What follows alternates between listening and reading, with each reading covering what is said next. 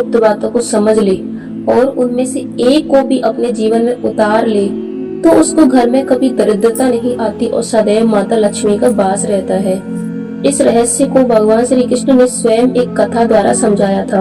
एक बार द्वारका महल में रुक्मणी जी चिंतित बैठी थी। भगवान श्री कृष्ण ने प्रेम पूर्वक पूछा, प्रिय, आज आप उदास क्यों हैं? रुक्मणी जी ने कहा, प्रभु, मैंने सुना है कि यदि पति पत्नी की 3 गुप्त बातें देख लो और उनमें से एक अपना ले तो उसके घर में सुख समृद्धि स्थायी हो जाती है। क्या यह सच है? भगवान श्री कृष्ण मुस्कुराए और बोले, हाँ प्रिय, ये सत्य है। यह रहस्य मैं तुम्हें एक कथा के माध्यम से बताऊंगा। किसी नगर में रमेश नामक गरीब व्यक्ति रहता था। वह मेहनती था, परंतु उसकी पत्नी सुंदर होने के साथ साथ अभिमानी भी थी। वह अक्सर रमेश को ताने देती, तुम कुछ भी नहीं कमाते, इस घर में न भोजन है, न वस्त्र, न सुख सुविधा, पता नहीं मैंने तुमसे विवाह क्यों किया। रोज रोज के अपमान और झगड़ों से रमेश अत्यंत दुखी रहने लगा। एक दिन वह निराश होकर वन की ओर गया। वहाँ उसे एक साधु मिले।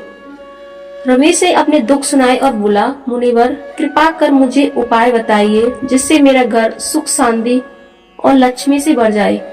साधु ने कहा, हे पुत्र, हर मनुष्य को अपनी पत्नी की 3 गुप्त बातें समझनी चाहिए।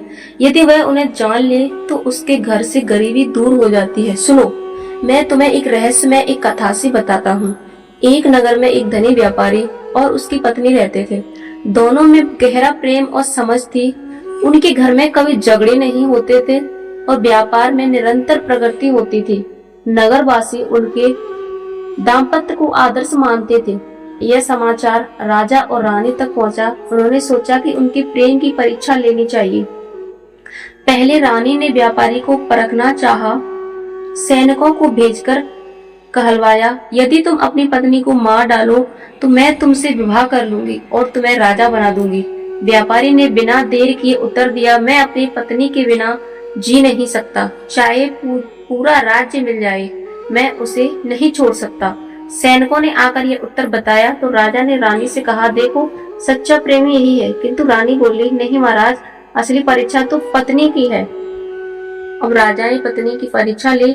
सैनिकों को भेजा गया और कहा गया, यदि तुम अपने पति को मार डालो तो राजा तुम्हें पटरानी बना लेंगे। व्यापारी की पत्नी लालच में पड़ गई और बोली, ठीक है, मैं शाम को दीपक बुझाकर संकेत दूंगी। परंतु लालच इतना बड़ा कि उसके दिन में ही अपने पति की हत्या कर दी। सैनिकों ने यह समाचार राजा को सुनाया। राजा और रानी स्तंभ रह गए। राजा ने उस स्त्री को कारागार में डाल दिया और नगर वासियों को समझाया, देखो, सच्चा सुख और लक्ष्मी उस घर में रहती है जहाँ पति पत्नी के बीच विश्वास, त्याग और समझ होती है। जहाँ स्वार्थ और लालच आ जाते हैं वहाँ लक्ष्मी कभी नहीं टिकती। यह कथा सुनाकर साधु ने रमेश से कहा, हे पुत्र, पत्नी की 3 गुप्त बातें यही हैं। पहली उसकी भावनाएं, दूसरी उसका धैर्य और त्याग, और तीसरी आंतरिक इच्छाएं व आवश्यकताएं। जो पति इन बातों को समझ ले और उनमें से किसी एक को भी अपने जीवन में उतार ले, उसके घर में सदैव लक्ष्मी का वास रहता है। यह लक्ष्मी केवल धन नहीं बल्कि मानसिक शांति, प्रेम और पारिवारिक समृद्धि भी है।